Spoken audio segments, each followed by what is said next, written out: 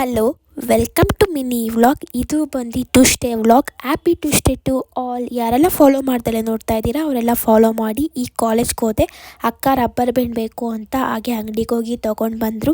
ಮಧ್ಯಾಹ್ನ ಊಟ ಮುಗಿಸ್ಕೊಂಡು ಕ್ಲಾಸೆಲ್ಲ ಇತ್ತು, ಕ್ಲಾಸೆಲ್ಲ ಮುಗಿಸ್ಕೊಂಡು ಮನೆಗೆ ಹೋಗೋ ಟೈಮ್ಗೆ ಐಸ್ ಕ್ರೀಮ್ ತಿನ್ಕೊಂಡು ಹೋಗೋಣ ಅಂದ್ಬಿಟ್ಟು 3 ಜನನೂ ಕೂಡ ಐಸ್ ಕ್ರೀಮ್ನ ತೊಗೊಂಡು ಈಗ ನಡ್ಕೊಂಡು ಹೋಗ್ತಾ ಇದ್ದೀವಿ.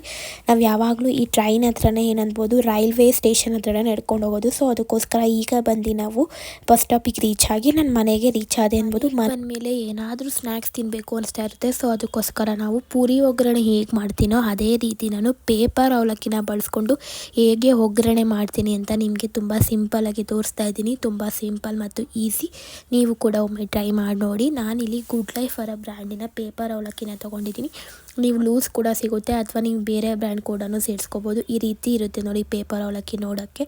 ಒಂದು ಕಡೆನ ನೀಟಾಗಿ ಕ್ಲೀನ್ ಮಾಡಿಕೊಂಡು ಇಟ್ಕೋಬೇಕು. ಆಮೇಲೆ ಈಗ ನೀವು ಗ್ಯಾಸ್ ಹಚ್ಚಿ ನೀವು ಒಂದು ಕಡಾಯಿ ಅಥವಾ ಪ್ಯಾನಿಗೆ ಸ್ವಲ್ಪ ಎಣ್ಣೆ ಹಾಕ್ಕೊಳ್ಳಿ. ಸ್ವಲ್ಪ ಜಾಸ್ತಿನೇ ಹಾಕ್ಕೊಂಡ್ರೆ ತುಂಬ ಚೆನ್ನಾಗಿರುತ್ತೆ ಅನ್ಬೋದು. ಆಮೇಲೆ ಸಾಸಿವೆ ಸೇರಿಸ್ಕೊಂಡ ನಂತರ ನೀವು ಕರಿಬೇವಿನ ಸೊಪ್ಪು ಸ್ವಲ್ಪ ಜಾಸ್ತಿ ಹಾಕ್ಕೊಳ್ಳಿ. ಆಮೇಲೆ ನಾನಿಲ್ಲಿ ಕಡಲೆ ಬೀಜನ ಸೇರಿಸ್ಕೊತಾ ಇದ್ದೀನಿ. ಒಂದು 3 ರಿಂದ 4 ಟೇಬಲ್ ಸ್ಪೂನಷ್ಟು ಕಡಲೆ ಬೀಜನ ಸೇರಿಸ್ಕೊಂಡು ಅದು ಕೂಡ ಚೆನ್ನಾಗಿ ಫ್ರೈ ಆಗಬೇಕು. ಫ್ರೈ ಆಗೋ ಟೈಮಲ್ಲಿ ನೀವು ಸ್ವಲ್ಪ ಉಪ್ಪನ್ನ ಸೇರಿಸ್ಕೊಬೇಕು. ರುಚಿಗೆ ತಕ್ಕಷ್ಟು ಉಪ್ಪನ್ನ ಸೇರಿಸ್ಕೊಂಡು ಅದನ್ನು ಕೂಡ ಚೆನ್ನಾಗಿ ಫ್ರೈ ಮಾಡಬೇಕು.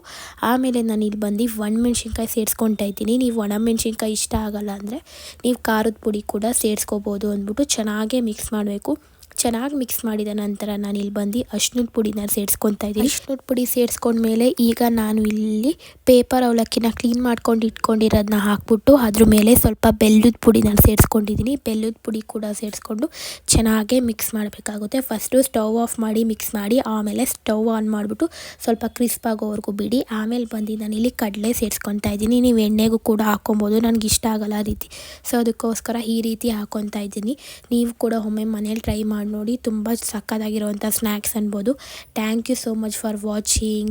Subscribe to my YouTube channel, link in bio and support.